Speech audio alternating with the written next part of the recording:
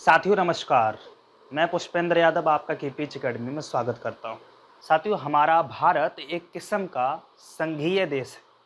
संघीय देश ठीक वैसे ही जैसे अमेरिका और ऑस्ट्रेलिया है। संघीय देशों की खूबी ये होती है कि वहां पर शक्तियों का विभाजन केंद्र और राज्य दोनों के बीच में होता है। और अगर शक्तियों का विभाजन हुआ है तो सीधी सी बात है, दोनों के बीच में टकराव की स्थितियां भी कई बार बन रही होंगी। ऐसी टकराव की स्थितियों को खत्म करने के लिए हमारे संविधान ने केंद्र और राज्यों की जो सहकारी संकल्पना है उस पर विचार किया है, जिसे केंद्र राज्य संबंध के रूप से जाना जाता है। केंद्र राज्य संबंधों को हमारे संविधान में बाकायदा लिखा गया है और इसके लिए संविधान का भाग 11 और 12 लिखा गया है।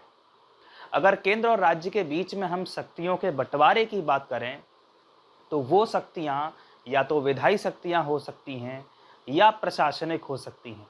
इसके अलावा ये शक्तियां संभवतः वित्तीय और न्यायिक भी हो सकती थी।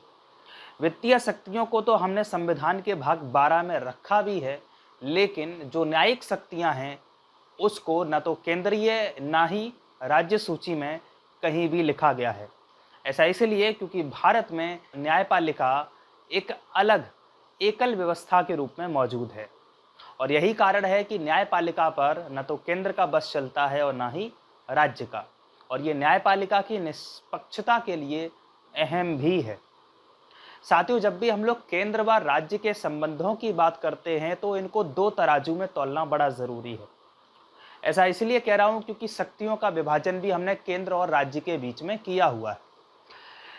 अगर आपको केंद्र की शक्तियों और राज्य की शक्तियों के बीच में अंतर पता नहीं होगा, दोनों के दायित्व पता नहीं होंगे, तो आपके लिए एक समस्या ये प्रकट हो सकती है कि केंद्र और राज्यों में मजबूत कौन है और कौन ज़्यादा ताकतवर है। और इस विषय पर हम लोग अमेरिका से भारत की तुलना भी कर सकते हैं। सबसे पहले बात करते हैं कि जिस अध्याय को हम पढ़ने जा रहे हैं इसका नाम है केंद्र राज्य संबंध, और ये संविधान के भाग 11 और 12 में विस्तृत है। भाग 11 में दो किस्म की शक्तियों के बंटवारे की बात कही गई है, जिसमें कि विधायी शक्तियां और प्रशासनिक शक्तियां शामिल हैं, जबकि संविधान के भाग 12 में वित्तीय शक्तियों की चर्चा की गई है। विधायी शक्तियों का वर्णन आपको अनुच्छेद 245 से लेकर के 255 तक मिल जाएगा। तो वहीं पर आपको प्रशासनिक शक्तियों का वर्णन अनुच्छेद 256 से लेकर के 263 तक मिल जाएगा। जब संविधान के भाग 12 में आप वित्तीय शक्तियों की बात करेंगे तो इनका वर्णन आपको संविधान के अनुच्छेद 268 से लेकर 293 तक मिल जाएगा। साथियों हमारे लिए यहाँ पर सबसे महत्वपूर्ण कौन है? विधायी शक्तियाँ महत्वपूर्ण हैं या वित्तीय शक्तियाँ या प्रशासनिक शक्तियाँ? साथियों हमारे लिए आपके सिलेबस के हिसाब से विधायी शक्तियाँ अत्यंत महत्वपूर्ण हैं। वित्तीय शक्तियाँ इसलिए भी कमज़ोर हो गई हैं क्योंकि वित्तीय शक्तियों के मामले में दो चीज़ें बड़ी अहम हैं कि जो वित्त है, जो पैसा है, उसका केंद्र और राज्य के बीच में बंटवारा किस तरह से होना चाहिए। और इस बंटवारे को तय करने के लिए प्रत्येक 5 वर्ष पर वित्त आयोग गठित किया जाता है। अभी हाल ही में 15वें वित्त आयोग की अनुशंसाएं भी आई हैं, जिसने केंद्र और राज्य के बीच में पैसे यानी कि वित्त के बंटवारे की अनुशंसा भी की है।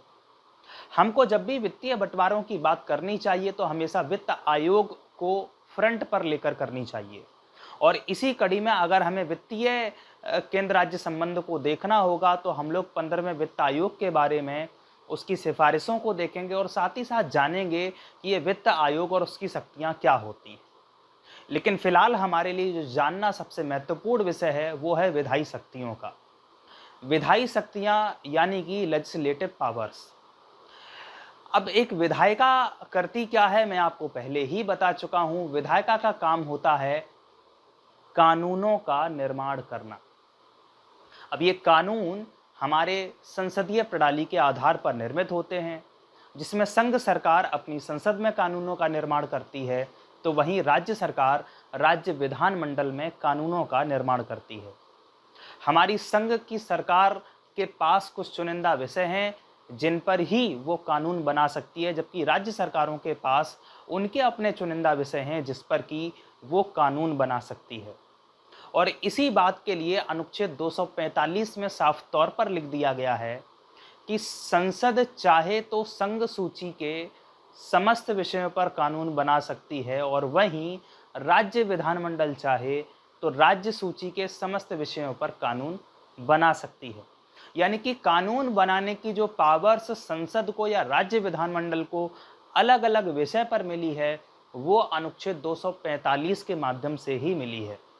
साथियों, अनुच्छेद 246 ने जो शक्तियों का बंटवारा है वो 3 हिस्सों में किया हुआ है। और ये जो 3 हिस्सों में शक्तियों का बंटवारा है, इसके लिए 3 सूचियां बनाई गई। एक सूची को हम लोग संघ सूची कहते हैं, दूसरी को राज्य सूची और तीसरी को समवर्ती सूची कहा जाता है।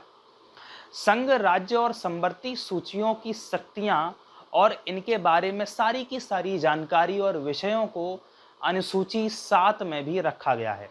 संविधान की 7वीं अनुसूची में जब आप जाएंगे तो आप पाएंगे कि वहां पर भी समवर्ती सूची, संघ सूची और राज्य सूची के विषयों के बारे में प्रमुखता से वर्णन किया गया है। साथियों, हम लोगों को यहाँ पर इन तीनों सूचियों के बारे में प्रमुखता से जानना भी होगा, लेकिन उससे पहले मैं अनुच्छेद 248 में मौजूद अवशिष्ट शक्तियों की बात जरूर करूंगा। यदि ऐसा कोई विषय है जो कि न तो संघ सूची में शामिल है, ना ही राज्य सूची में और ना ही समवर्ती सूची में, यदि अचानक से कोई नया विषय प्रकट होता है तो उस पर कानून बनाने की शक्ति संघ सरकार के पास होगी। यानी कि ऐसा विषय जो किसी भी सूची में नहीं होता है, उसी को अवशिष्ट विषय कहते हैं। अवशिष्ट विषय की शक्ति हमारे देश में संघ सरकार को दी गई है, यानी कि केंद्र की सरकार को दी गई है, जो कि हमने कनाडा से लिया है। अमेरिका में ऐसा नहीं है। अमेरिका के अंदर अवशिष्ट सूचियों की जो शक्तियां हैं वो राज्यों के पास होती हैं, क्योंकि मैंने कहा है आपसे शुरुआत में ही कि जो अमेरिका है वहां पर राज्य ज़्यादा ताकतवर है, जबकि केंद्र उतना ताकतवर नहीं है। और चूंकि राज्य ताकतवर है, इसलिए किसी भी नए विषय पर कानून बनाने की शक्ति भी वहां पर राज्य ही रखते हैं। इस कड़ी के बाद सीधे दोस्तों हम लोग आते हैं तीनों सूचियों के ऊपर। आइए सबसे पहले बात करते हैं हम लोग संविधान की संघ सूची की। संघ सूची यानी कि सेंट्रल गवर्नमेंट को दिए गए विषयों की सूची, यानी कि हमारी संसद ऐसे सभी विषयों पर कानून बना सकेगी जो कि संघ सूची में शामिल होंगे। आपके लिए जानना बड़ा महत्वपूर्ण है, ऐसे सभी विषय जो संघ सूची में होते हैं सिर्फ उन्हीं पर संसद कानून बना सकती है। अपवाद अलग जगह हैं, उनकी भी चर्चा मैं अभी विस्तृत तौर पर करूंगा, लेकिन जो भी विषय संघ सूची में होते हैं उन पर संसद बिना किसी रोक टोक के कानून बना सकती है।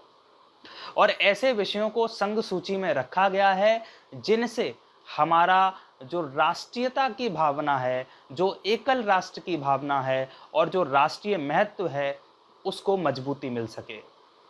हमारे राष्ट्र के जो यूनाइट सब्जेक्ट हैं, जो विषय हैं, उनमें सामान्यतः हम लोग नागरिकता को शामिल करते हैं। हम लोग संघ सूची के प्रमुख विषयों पर हमारा अंतर्राष्ट्रीय संबंध आ जाता है, विदेशों के साथ संबंध आ जाते हैं, अंतर्राष्ट्रीय संधियां आ जाती हैं। इसके अलावा परिवहन, संचार और मुद्रा निर्माण, बैंक, बीमा, आरबीआई, डाक इत्यादि जैसे कई विस्तृत क्षेत्रों को इसमें शामिल किया जाता है। साथियों, आप बात करते हैं हम लोग राज्य सूची की। राज्य सूची के अंदर ऐसे सभी विषयों को शामिल किया जाता है जिन पर एक राज्य विधानमंडल कानून बनाने की शक्ति रखता है। एक राज्य विधानमंडल ऐसे विषयों पर कानून बना सकता है जो कि उसके राज्य से संबंधित है, और ये कानून सिर्फ उसके राज्य के अंदर के क्षेत्रों पर ही लागू हो सकते हैं, राज्य के बाहर ये लागू नहीं हो सकते हैं। इन विषयों में मुख्यतः बाजार, पथकर, लोक व्यवस्था, पुलिस, स्थानीय प्रशासन, कृषि, कृषि कर, स्वास्थ्य, चिकित्सा, मादक पेय पदार्थ, कारागार इत्यादि शामिल होते हैं। अब साथियों आते हैं हम लोग समवर्ती सूची के विषयों पर। जो समवर्ती सूची होती है साथियों, इसमें ऐसे विषयों को शामिल किया जाता है जिन पर केंद्र और राज्य दोनों ही कानून बना सकते हैं। यानी कि अगर केंद्र सरकार को ज़रूरत लगती है तो केंद्र सरकार भी कानून बना सकती है, और राज्य सरकार को यदि ज़रूरत महसूस होती है तो राज्य सरकार भी उस विषय पर कानून बना सकती है। केंद्र और राज्य सरकारें जब दोनों कानून बना सकती हैं तो ये संभव होता है कि कई बार केंद्र और राज्य के बीच में टकराव की स्थितियां भी पैदा हो सकती हैं। तो हमारे संविधान ने स्पष्ट किया है कि अगर केंद्र और राज्य के कानूनों में केंद्र और राज्य के बीच के कानूनों में टकराव की स्थिति पैदा होती है तो ऐसे में संघ सरकार का कानून ही मान्य होगा। साथियों, ये एक विशेष चर्चा इसलिए आवश्यक थी क्योंकि आपको अलग अलग विषयों के बारे में जानकारी हो जाए। लेकिन मैं आपको यहाँ पर एक और बात बताना चाहता हूँ। दरअसल संघ सूची जब मूलतः संविधान में रखी गई तो उस समय इसमें सिर्फ 97 विषय शामिल किए गए थे, जो कि आज बढ़कर 100 हो गए हैं। तो वहीं पर राज्य सूची जब शुरुआती स्तर पर इसमें रखी गई तो उसमें सिर्फ 66 विषय थे, जो कि अब घट करके 61 ही रह गए हैं। और वहीं पर अगर हम समवर्ती सूची की बात करें तो समवर्ती सूची में शुरुआती स्तर पर 47 विषय हुआ करते थे, जो कि अब बढ़कर 52 हो गए हैं। तो साथियों, लगातार इस तरीके से चीज़ों में बदलाव हो रहा है और अलग अलग शक्तियों का बंटवारा सुनिश्चित किया जा रहा है। साथियों, यहाँ पर आपके लिए एक बात जानना बड़ा महत्वपूर्ण हो जाता है कि क्या राज्य सूची के विषय पर संसद कानून बना सकती है? आपको बात शायद हजम नहीं हो रही हो, लेकिन मैं फिर से पूछ रहा हूँ कि क्या राज्य सूची के विषय पर संसद कानून बना सकती है? जाइएगा नहीं, कहीं परेशान ना होइएगा, मैं आपको बता देता हूँ। बना सकती है, और उसके लिए 4 अलग अलग परिस्थितियों की चर्चा भी हमारे संविधान में की गई है। पहली परिस्थिति की अगर हम चर्चा करें तो वो ये कहती है कि यदि राज्यसभा इस किस्म का प्रस्ताव पारित कर दे, वो भी 2/3 के बहुमत से, यानी कि विशेष बहुमत से, कि किसी संबंधित विषय पर संसद को कानून बनाने की शक्ति दी जाती है। यानी कि मैं आपको उदाहरणता बता देता हूँ। जैसे मान लो हमारी राज्यसभा ये कह दे कि मनोरंजन के विषय पर संसद को कानून बनाना चाहिए, तो क्या करेगी हमारी राज्यसभा? एक प्रस्ताव पारित करेगी और उस प्रस्ताव में बाकायदा लिखेगी कि किन कारणों से मनोरंजन को एक राज्य द्वारा नहीं बल्कि संसद के द्वारा कानून बनाना चाहिए। और यदि राज्यसभा ऐसे प्रस्ताव को 2/3 बहुमत से पारित करके संसद से आग्रह करती है तो संसद इस विषय पर कानून को पारित कर सकती है। यानी कि राज्य सूची का विषय जो मनोरंजन है उस पर अब संसद भी कानून बना सकती है, लेकिन ऐसा कानून अधिकतम 1 वर्ष के लिए ही लागू हो सकता है, और राज्यसभा चाहे तो हर वर्ष इसको एक्सटेंड करते करते अनंत काल तक इसको लागू रख सकती है। दूसरी परिस्थिति की चर्चा करता हूं दोस्तों। दूसरी परिस्थिति हो सकती है राष्ट्रीय आपातकाल की। राष्ट्रीय आपातकाल में किसी भी राज्य विधानमंडल की शक्तियां संघीय सरकार के पास पहुंच जाती हैं। ऐसे में हमारी संसद के पास उस राज्य सूची के विषय पर कानून बनाने की कई सारी शक्तियां प्राप्त हो जाती हैं। ऐसे में जो भी कानून बनाया जाएगा वो उस राज्य सूची के विषय पर तभी तक लागू होगा जब तक वहाँ पर आपातकाल हटने के बाद 6 महीने तक ना हो जाए। आपातकाल हटने के 6 माह के उपरांत वो कानून खत्म हो जाता है। आइए दोस्तों, तीसरे उपबंध की बात करते हैं। तीसरा उपबंध ये कहता है कि यदि राष्ट्रपति शासन किसी राज्य में लागू है तो ऐसे में उस राज्य के अंदर संघ की सरकार चाहे तो कानून बना सकती है, और ऐसा कानून किसी भी समय तक लागू भी रह सकता है। लेकिन यदि वहाँ पर अगली बार कोई नई सरकार बनती है तो वो नई सरकार उस संसदीय कानून में संशोधन या उसको निरसित करने की शक्ति भी रखती है। चौथी और सबसे अहम बात मैं आपको बताता हूँ। इसके तहत दरअसल राज्य की विधानसभाएं यदि संसद से अनुरोध करें कि किसी विषय विशेष पर संसद को कानून बनाना चाहिए तो उस पर भी संसद कानून बना सकती है। इसके लिए यदि किसी राज्य विधानमंडल ने संसद से आग्रह किया है कि हमारे राज्य के लिए आप कानून बना दीजिए और ऐसा प्रस्ताव पारित करके संसद को भेजा है, तो संसद उस राज्य के लिए ही वो कानून बना सकता है। यानी कि संसद जब वो कानून बनाएगा तो सिर्फ ऐसे राज्यों पर लागू होगा जिन राज्यों ने प्रस्ताव के जरिए अनुरोध किया था। अन्य राज्यों पर वो कानून लागू नहीं होगा। लेकिन यदि अन्य राज्य भी चाहते हैं कि ये कानून हमारे यहाँ लागू हो, तो वो लागू कर सकते हैं। उसके लिए उन्हें अपने राज्य में ठीक उसी किस्म का एक प्रस्ताव पारित करना होगा। यहाँ पर आप एक चीज पा रहे हैं कि हमारी संसद जो है वो राज्यों के लिए अलग से विशेषता कुछ कानून बनाने की शक्ति भी रखती है। तो ये केंद्र और राज्य के बीच में शक्तियों के विभाजन की पूरी रूपरेखा हुई। दरअसल समय समय पर हमारी सरकारें कुछ ऐसे आयोगों का निर्माण भी करती रहती हैं जो कि इस बात को और मजबूती देते हैं कि कैसे देश के अंदर केंद्र और राज्यों के बीच में सहभागिता और सहकारिता काफ़ी मजबूत ढंग से बनी रहे। इसके लिए देश में 1983 में एक सरकारिया आयोग का गठन किया गया था। 1983 में बने सरकारिया आयोग ने अपनी रिपोर्ट 1988 में दी थी।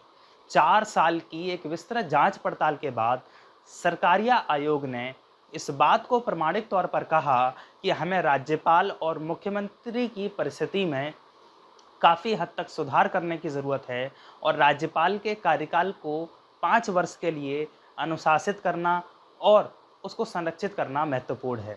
उसके लिए 2007 में पुंछी आयोग बनाया गया। तो साथियों, आपको बस इतना याद रखना है कि सरकारिया आयोग और पुंछी आयोग दरअसल केंद्र राज्य संबंधों से संबंधित हैं। पुंछी आयोग ने मूल रूप से सहकारी संघवाद को बढ़ावा देने का प्रयास किया है। साथियों, केंद्र और राज्य के संबंधों की जो सबसे आखिरी कड़ी आती है वो संविधान के भाग 12 में है, जिसको हम लोग वित्तीय संबंधों के मामले में जानते हैं। मैंने शुरुआत में ही आपसे बताया कि वित्तीय संबंधों की जब भी बात होगी तो हम लोग वहाँ पर वित्त आयोग को अवश्य पढ़ेंगे, क्योंकि ये वित्त आयोग ही है जो कि केंद्र और राज्य के बीच में वित्तों की आवश्यक स्थिति को संभालता है। साथियों, वित्त आयोग ठीक वैसे ही है जैसे एक परिवार है। एक परिवार के अंदर जो सबसे प्रमुख मुखिया होता है परिवार का, वो अपने सभी लोगों में पैसों का बंटवारा करता है। अलग अलग सोर्स से इनकम आ सकती है, लेकिन एक जॉइंट फैमिली के अंदर आप देखेंगे कि सभी में बराबर बराबर संपत्ति का बंटवारा ये एक मुखिया का दायित्व होता है। ठीक यही मुखिया का दायित्व हमारे संविधान में वित्त आयोग भी निभाता है। ये वित्त आयोग केंद्र और राज्यों से आने वाली सभी पूंजियों में से केंद्र और राज्यों को उनके हक का हिस्सा बांटता है। दरअसल केंद्र के पास जो राजस्व की प्राप्ति है वो ज़्यादा होती है, जबकि राज्यों के पास उतनी नहीं होती, और विकास की सबसे ज़्यादा गुंजाइश राज्यों के हिसाब से होनी चाहिए।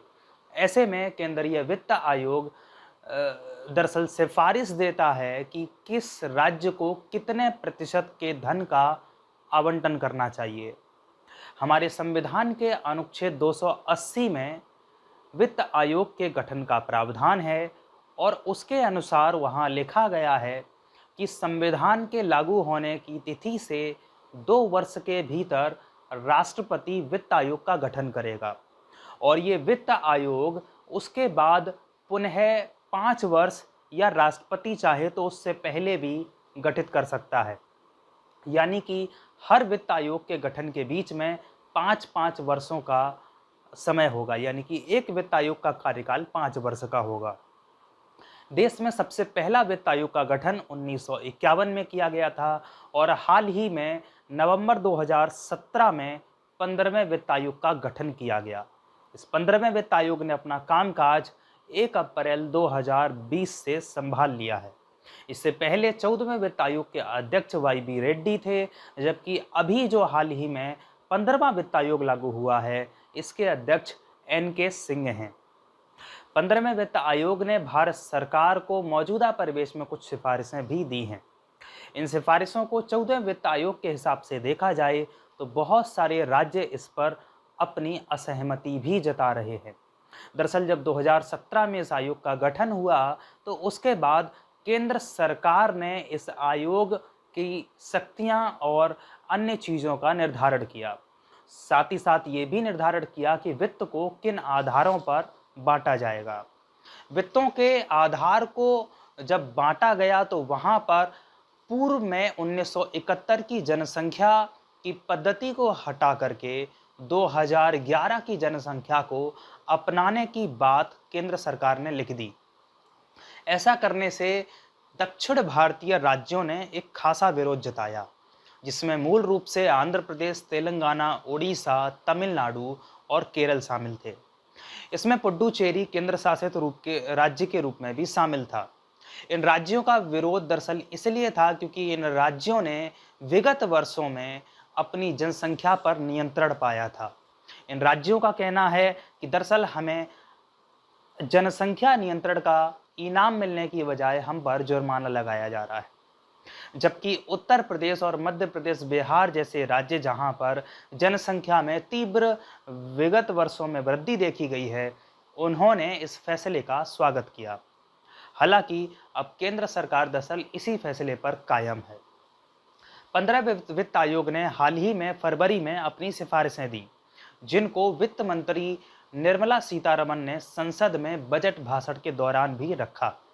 इसमें वित्त आयोग ने सिफारिश की कि पिछले वित्त वर्ष में जो केंद्र की कुल संचित निधि से राज्यों को पैसा जाता था, वो कुल संचित निधि का 42% हुआ करता था। सिफारिश के अनुसार अब ये पैसा 42% के बजाय 41% ही दिया जाएगा और 1% धन को अब लद्दाख और जम्मू कश्मीर राज्य को अलग से आवंटित करना चाहिए। ऐसी सिफारिशों को हमारे 15वें वित्त आयोग ने बताया है, जिस पर हमारी केंद्र सरकार ने अमल करना भी शुरू कर दिया है।